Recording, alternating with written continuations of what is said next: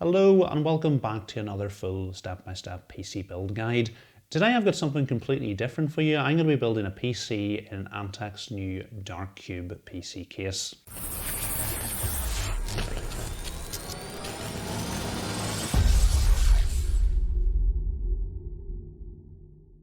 And as you can see from the design of the case, it's quite unlike anything else on the market. This is a premium case made mostly from aluminium alloy and glass, and it has a whole host of unique design features. For starters, the internal frame of the case can be removed from the main body on a sliding rail.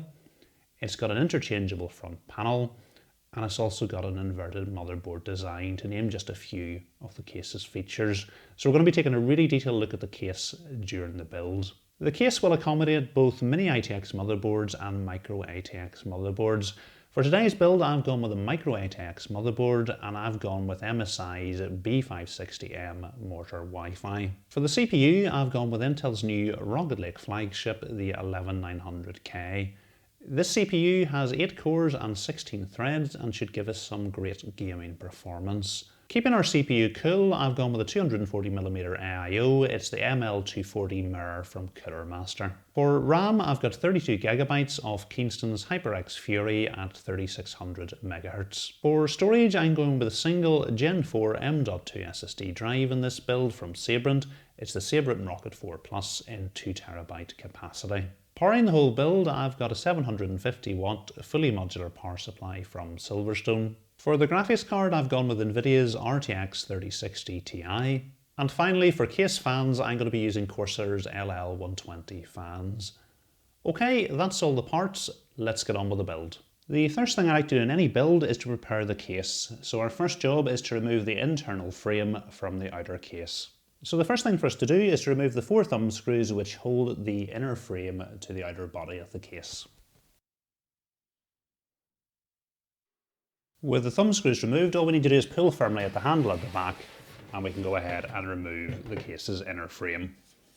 Out of the box, the case comes with a mesh front panel. However, in the accessory box, you do have an optional glass front panel you can replace it with.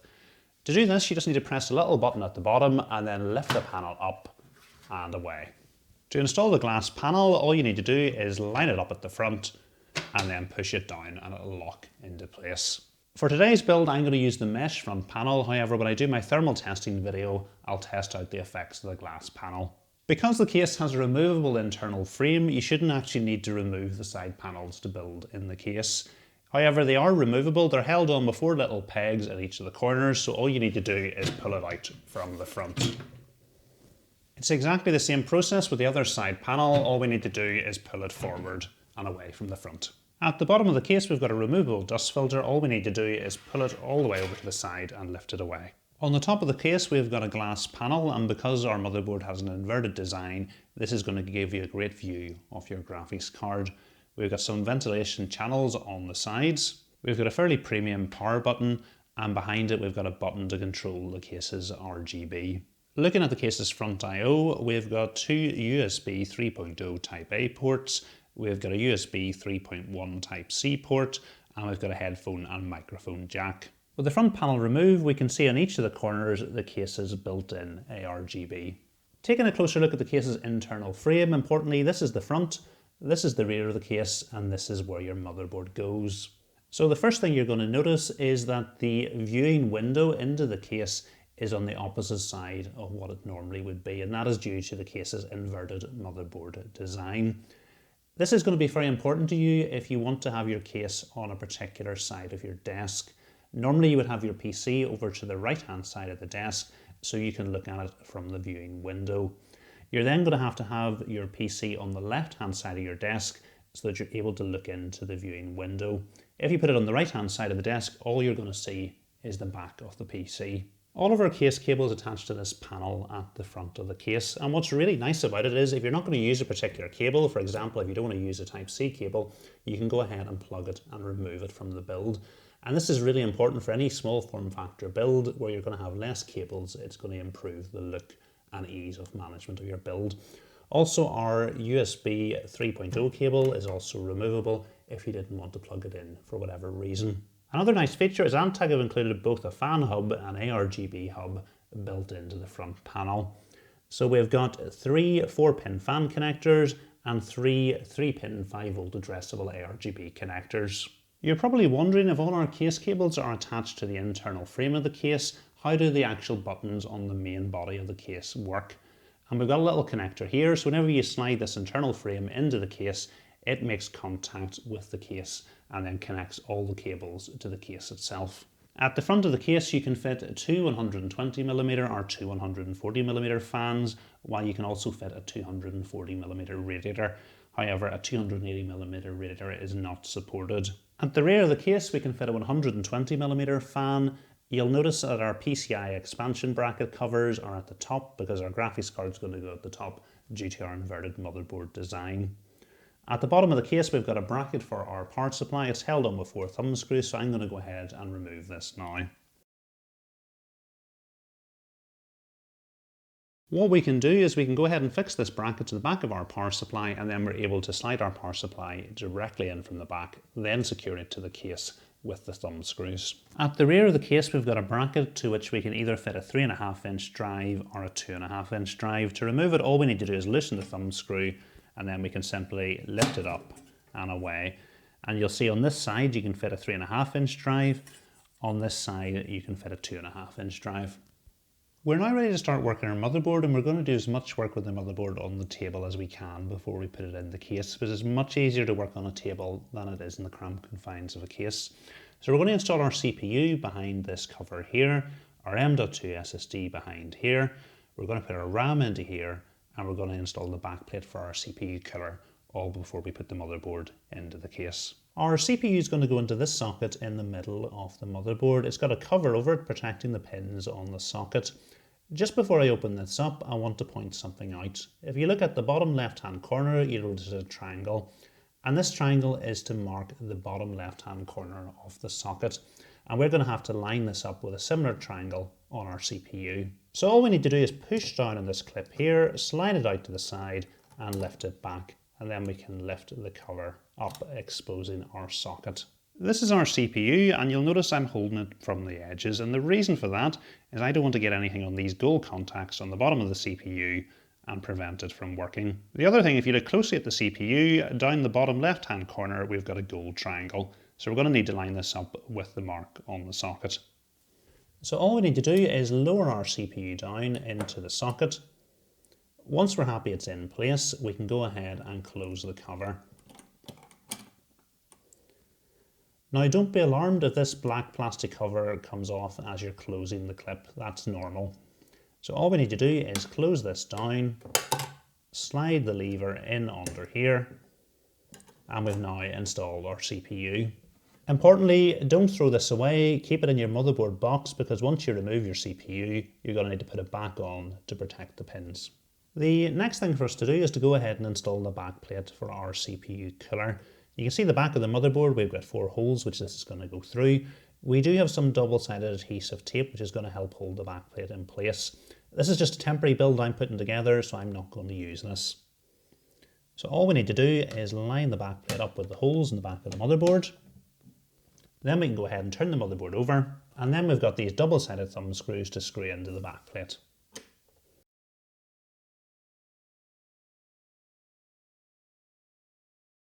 To install our M.2 SSD, we're going to need to remove the heatsink. It's held on with 2 screws.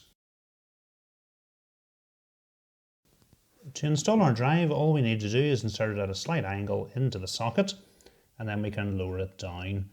Whenever we put our heatsink back on, the screw that holds the heatsink on is also going to secure the drive in place. Just before we put the heatsink back on, it is important we remove the plastic protection.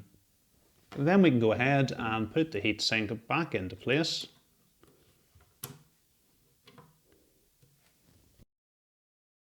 The next thing for us to do is install our RAM, so we need to open the clips on the slots we're going to install our RAM in. We've got 4 sticks of RAM, so we're going to use all 4 slots. If you've only got 2 sticks of RAM, it's important you don't pick and choose which of them you put the RAM into. It's going to be the 2nd and 4th one along from the CPU that you're going to use if you've only got 2 sticks. And there's a little guide on the motherboard that tells you to use these slots first. Most motherboards only have clips on the top of the RAM slots. This motherboard has clips on both sides, so I'm going to open all 4 slots up. So all we need to do is line the RAM up with the slot on both sides. Once we're happy everything is in the right place, we just apply some firm pressure to the top and the RAM is going to clip into place and the clips on both sides are going to close.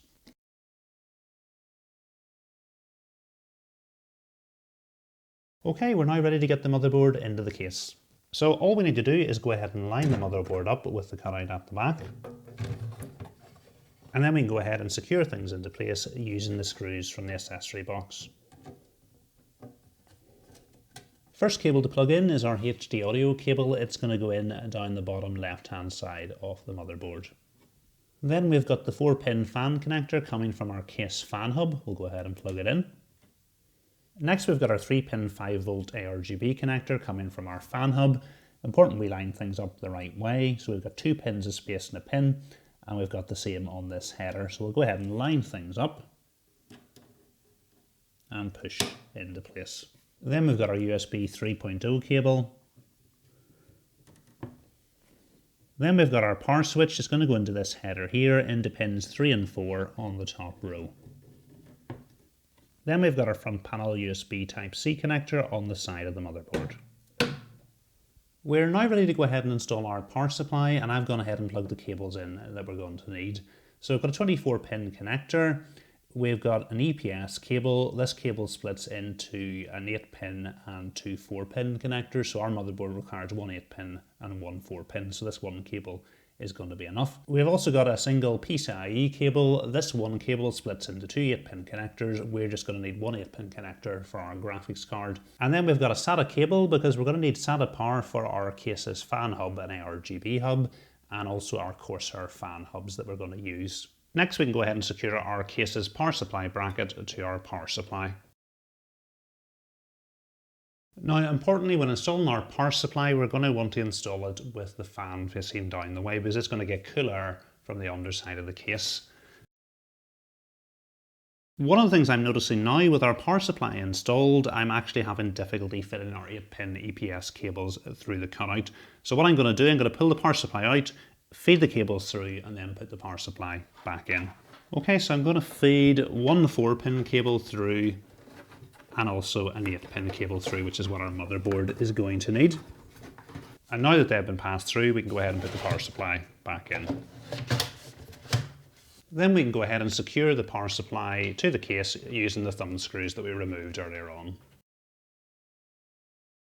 Next we can go ahead and plug our 8-pin and 4-pin EPS cables into the motherboard. Okay, so we'll make a start with our 8-pin cable. There we go. And then the 4-pin cable.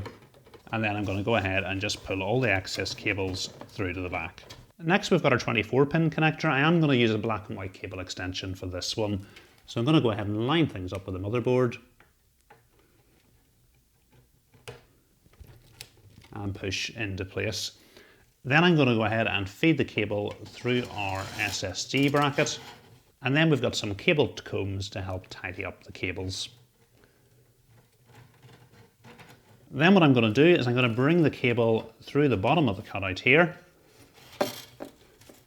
and then down into the bottom of the case. Then I'm going to go ahead and join this with the black cable coming from our power supply and tuck the excess cable into the bottom of the case.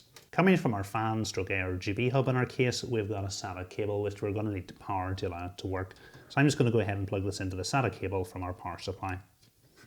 We're now ready to go ahead and install the AIO, so I'm just going to go ahead and place the radiator into the case. Now, rather than use the fans that came with the AIO, I'm going to use the Corsair LL120 fans on the radiator as well. The fans that came with the AIO are just black, and I don't think they're going to look as good as these. So the first thing to do is to go ahead and feed the cables through this little gap at the side. Next up, we just need to line the fans up with the radiator. And with our AIO, we get some long thumb screws which we can pass through the fans, through the case, and then into the radiator.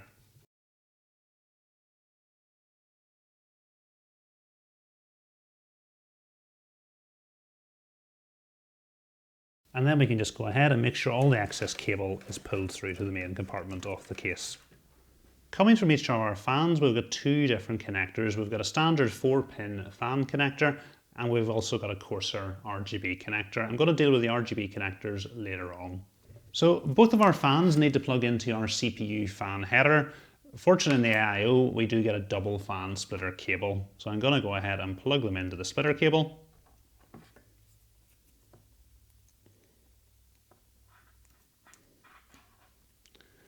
That now leaves us one 4-pin fan connector, which I'm going to plug into our CPU fan header, which is this header here down at the bottom of the motherboard.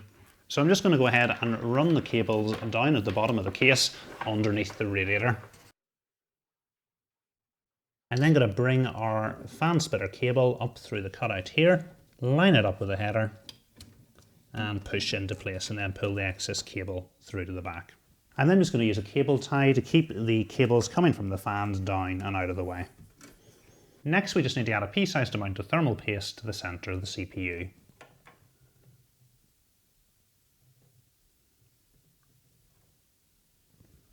Importantly, if you are using your AIO for the first time, you will have some plastic protection over the cold plate that you're going to need to remove before first use. I've used this one before, so I'm going to skip that step.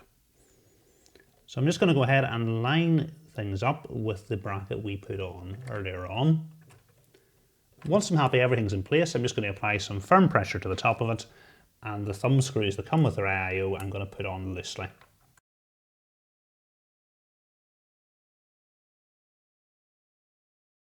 Then I'm just going to go ahead and tighten things up with a screwdriver.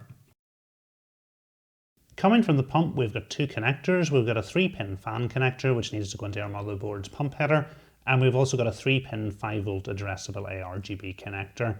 We've got two options for this. We can plug it into our motherboard's second ARGB connector, which is here, or we can plug it into one of the ARGB connectors on our case's hub. The only disadvantage of plugging it into the hub is the cable is going to be stretching all the way over the motherboard, and I don't think it's going to look very good. Our second ARGB connector is right here, which I think is going to look much tidier, so I'm going to plug it into here. Okay, that's the ARGB connector in. I'm just going to hide the cables. And this is our motherboard pump header over here, so I'm just going to plug this 3-pin connector into here. And then I'll tuck the excess cable in and out of the way. Next, we've got our rear exhaust fan. First thing I'm going to do is feed the cables through to the back, and then we'll just go ahead and set it into place. Then we can go ahead and secure the fan into place using the screws that came with the fans. We've got a choice of where we plug this fan into. We can go ahead and plug it into our fan hub, or we can plug it directly into our motherboard. We do have a spare system fan header here, so I'm just going to go ahead and plug it directly into the motherboard. To install our L1120 fans, we're going to need to plug a USB cable into one of the USB 2.0 headers on our motherboard. So we'll go ahead and line things up and push into place. So coming from each of our fans earlier on, we mentioned there was two wires. We've already plugged in the 4-pin fan connectors. We now need to plug in the ARGB connectors, and these are going to go into this Corsair RGB hub. It's labelled 1, 2, 3, 4, 5 and 6, and it's important that we plug our 3 fans into 1, 2 and 3, because if we plug them into 1, 2 and for example 4, 4 would not work, because once there's a gap it doesn't recognise any fans plugged in after that. The other important thing, if you're going to want to do certain effects spreading from one fan to the other, you want to put them in the order you want the effects to go. So I'm going to plug the front 2 fans into 1 and 2 and then the rear fan into number 3. Coming from our hub, we've got a SATA power connector because the hub is going to need power.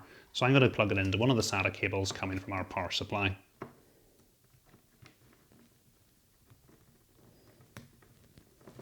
Then into the other end of our RGB hub, we can go ahead and plug in the connecting cable. The other end of the connecting cable is going to need to go into our Lighting Node Pro. The Lighting Node Pro has 2 channels, 1 and 2. And in each of these channels you can actually plug an RGB hub. So one of the Lighting Node Pros can control up to 12 fans. So I'm going to go ahead and plug the cable coming from it into channel 1. Again, our Lighting Node Pro is going to need power, so I'm going to go ahead and plug it into the SATA cable. The last thing for us to do is to connect our Lighting Node Pro up to the USB cable that we plugged into the motherboard. Okay, that's all our fans installed. We're now ready to go ahead and install our graphics card, but we need to remove some of the PCIe slot covers. We've got this little bracket here which holds them on, so we need to go ahead and remove it.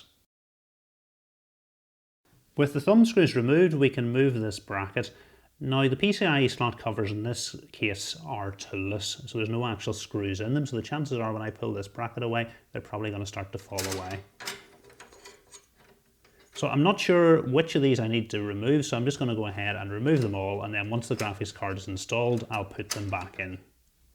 To prepare the motherboard to receive the graphics card, we just need to open the clip on the PCIe slot. Then we can go ahead and line our graphics card up with the slot.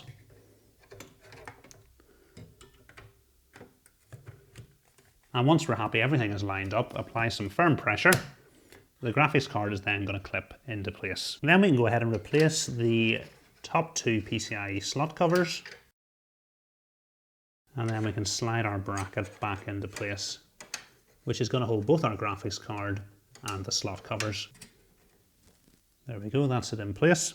And then we can secure things up again with the thumb screws. Now our graphics card comes with a 12 to 8 pin connector, so we need to go ahead and plug the adapter into the graphics card.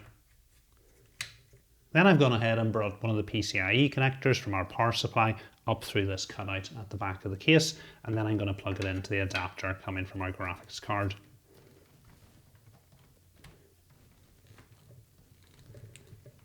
There we go, that's that plugged in.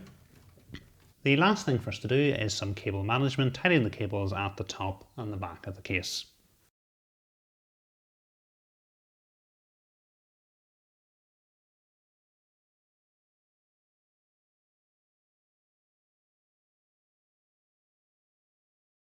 Then we can go ahead and slide things back into the case.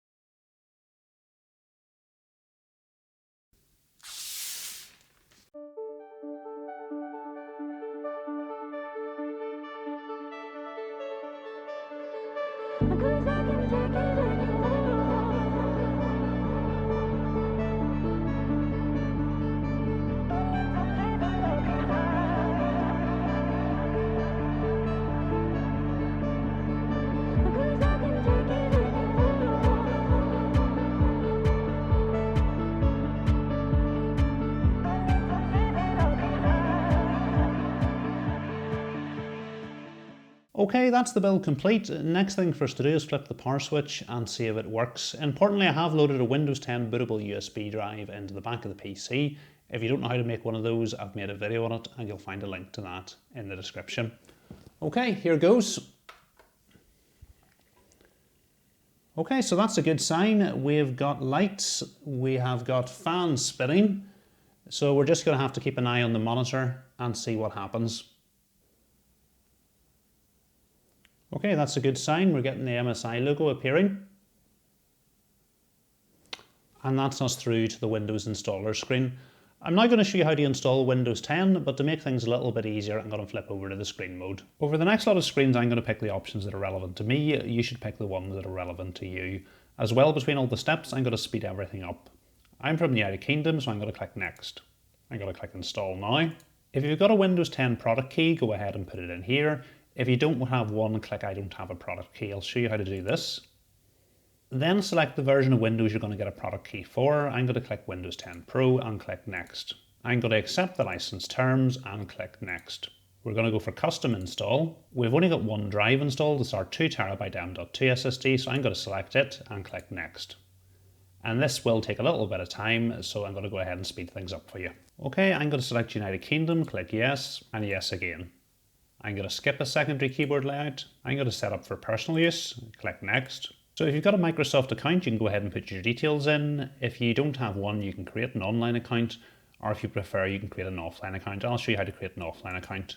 It's going to tell you you're only going to get limited experience. I'm going to accept this with limited experience and then type my name in. We need to create a password, confirm the password, and then we need to set 3 security questions. I'm not going to use online speech recognition. I'm going to let apps use my location. Yes to find my device, just the required data, no tanking, no again, not now. Okay, that's Windows installed. The first thing I like to do is to get Windows up to date. So we click on the Start, click on Settings, click on Updates and Security, and click on Check for Updates. What's going to happen is Windows is going to find some updates, it's going to go ahead and install them. The computer may need to restart a number of times. We're going to let it restart, keep searching for updates, and only move forward once everything is fully up to date. Okay, that's Windows fully up to date. Whenever I click on check for updates, there's no further updates available. Okay, next thing for us to do is install the drivers. So we're over on our motherboards page on MSI's website. So I'm going to go ahead and download the Bluetooth driver, the Intel Wi-Fi driver, the PCI Ethernet driver, the chipset driver. I'm not going to install the VGA driver because we've got a dedicated graphics card and we're not going to use the integrated graphics. I'm going to download the Intel Management Engine. I'm not going to install the SATA drivers, but I am going to install the audio drivers. So now if we head over to our downloads folder, I'm going to right click on each of these and click extract all and extract. Okay, so I can go ahead and delete the original compressed folders. And then I'm just going to install these one by one.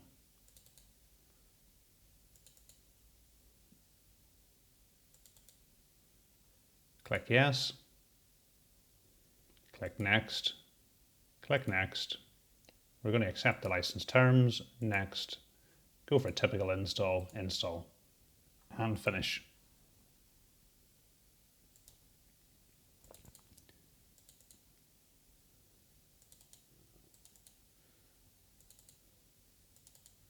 Click next. We're going to accept the terms, install, yes, and finish. Back to downloads.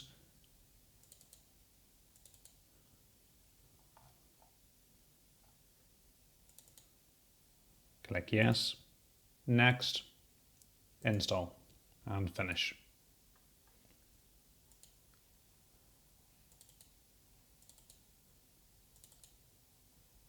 Click yes, next, accept, install. And we're going to need to restart our computer, so I'm going to go ahead and do that now.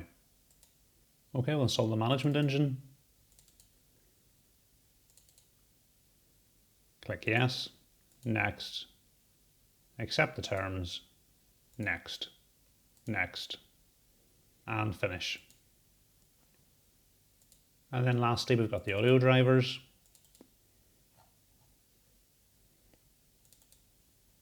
Click yes, next, next. And again, we're going to have to restart our computer, so we'll go ahead and do that now. So that's all the drivers we want to install for MSI. We're going to need to get the drivers for our graphics card, and we're going to get these from NVIDIA's website. We can either download the drivers by themselves or we can download the GeForce Experience. I prefer to download the GeForce Experience, so that's what I'm going to show you how to do. So we'll click download and then we'll click on open file, click yes, and we're going to click agree and install. If you've got an NVIDIA account, you can go ahead and log in. If you don't, you can create one. I'm going to go ahead and put my details in now. I'm going to go ahead and skip the tour. And then if we click on the drivers tab, so we can see it's found a game ready driver, I'm going to go ahead and click download. And then I'm going to go for an express installation. Click yes. Okay, so that's the drivers installed. We need to restart our computer, so I'm going to do that now. So back over on our motherboard's web page, instead of the driver tab, this time we're on the BIOS tab, and you can see the latest version of the BIOS from the 20th of April 2021. I'm not going to be able to show you how to update the BIOS because I've used this motherboard before, and actually I've already got the latest version of the BIOS installed. If you want to know how to install the BIOS, I've done it in plenty of my other full step-by-step PC build guides, so you can follow exactly the same steps to update your BIOS. The other optional step you may want to take is to install some of the RGB software. We've got the MSI Center here, which is going to let you control the RGB software on your motherboard and everything that's plugged into the RGB headers on the motherboard. So without the MSI Center installed, the motherboard defaults to a rainbow effect, which is actually my preferred effect for this build. I think it looks really good. So I don't want to change it, so I'm not going to go ahead and download and install this software. Part of the reason for doing that is the more software you have running in the background, the more it can adversely affect your PC. Obviously, if you want to change it and go through the different options, it is worth installing. Again, I have installed this software in plenty of my other full step-by-step PC build guides, so find one of my guides with an MSI motherboard and you'll see how this software installs and how it works. Again, if we want to change from the default rainbow effects on our LL120 fans, we need to download Corsair's iQ software. And again, you'll find links to all this in the description. If this is something that you do want to do, I've downloaded and installed the AIO software in a number of my previous builds where I've used the LL120 fans. So have a look out for one of those builds and you'll be able to follow the steps to download and install the software and adjust the RGB effects on your fans. The next thing I want to do is to head over to the BIOS to check our memory is running at the correct speed and to make any adjustments we need to our fan curves. So to enter the BIOS, what we need to do is restart our computer. Then whenever the screen goes black, we're going to start pressing the delete key. So I'm starting to press the delete key now.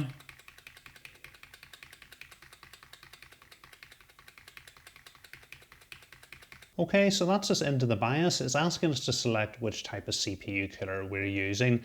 The reason for that is the power limits. You can see if you've got a tower cooler or a water cooler, you're going to have higher power limits than what you will if you've got a box cooler. So I'm going to select the water cooler. If we head over to the memory tab, what we can see, our memory is currently running at 2400 megahertz. We've got two XMP profiles. The first one will give us 3600 megahertz, which our memory is rated for. The second one is 3000 megahertz. So I'm going to go ahead and enable profile 1. The next thing I want to do is have a look at our fans. So I'm going to click on fan info. I'm then going to click on the settings. Okay, so starting off with our CPU fan, and that is the two fans on the radiator. It is currently running off the CPU core temperature, which is just the way I want it to be. It's running in PWM, which is right, and it's using the smart fan mode. Moving over to our pump, it only has a 3-pin fan connector, so it can't run in PWM mode, it needs to run in DC mode. And I don't normally enable the smart fan mode for the pump, I tend to run it at 100%, so I'm just going to leave it as it is. We can see we've got our two system fan headers. System fan 1 is where we have plugged our rear exhaust fan into. System fan 2 is where we plugged the case fan hub, and actually we didn't plug anything into the fan hub. Okay, so we'll go ahead and click on system fan 1. Again, it's taking its temperature off the CPU core. It's running in DC mode. It can run in PWM mode, so I'm going to click on PWM mode, and I normally run smart fan mode on my system fans. Again, there's no point of setting up system fan number 2 because there's nothing plugged into it just at the moment. So we can go ahead and close. Okay, there's two more settings I want to show you. So we click on advanced, click on settings, click on advanced again, and PCIe. So we have the option to enable the resizable bar, so I'm going to go ahead and do this. Again, it depends which games you're playing. Some games this will improve performance, other games it will make no difference, and other games it will actually make performance worse. So I'm going to go ahead and enable this. Click enable. And then if we head over to the overclocking, the additional setting, because we've got the i9-11900K, one of the settings that we can enable is Intel's Adaptable Boost technology. This can run all cores at up to 5.1 gigahertz. The only downside to this is the CPU will run much hotter. So I'm going to leave it disabled for now. I'm going to go and test the system, see what temperatures we're getting under load. If the temperatures are good, I'll probably go ahead and enable it. I'll then test it again, see what the temperatures are doing, and decide whether to leave it on or off. Okay, so that's all the settings I want to adjust in the BIOS. So we click the X button at the top. It's going to give us a summary of everything that we have done, and then I'm going to click on Yes. And then the PC will boot back into Windows. Okay, so that's us finished. The build is not only looking great, but running well too. I am planning a separate case review and thermal testing video, and once that's made, you'll find a link to it in this video's description. I'm planning on testing what happens when you put the glass panel on the front. I'm going to try an air cooler, and I'm going to try and work out what is the best way to build in this case. So it is probably worth watching that video before you do a build in this case. So hopefully you find the video useful. If you have, please remember to give it a thumbs up. And if you're not currently subscribed to the channel, please hit the subscribe button as well. Thanks for watching.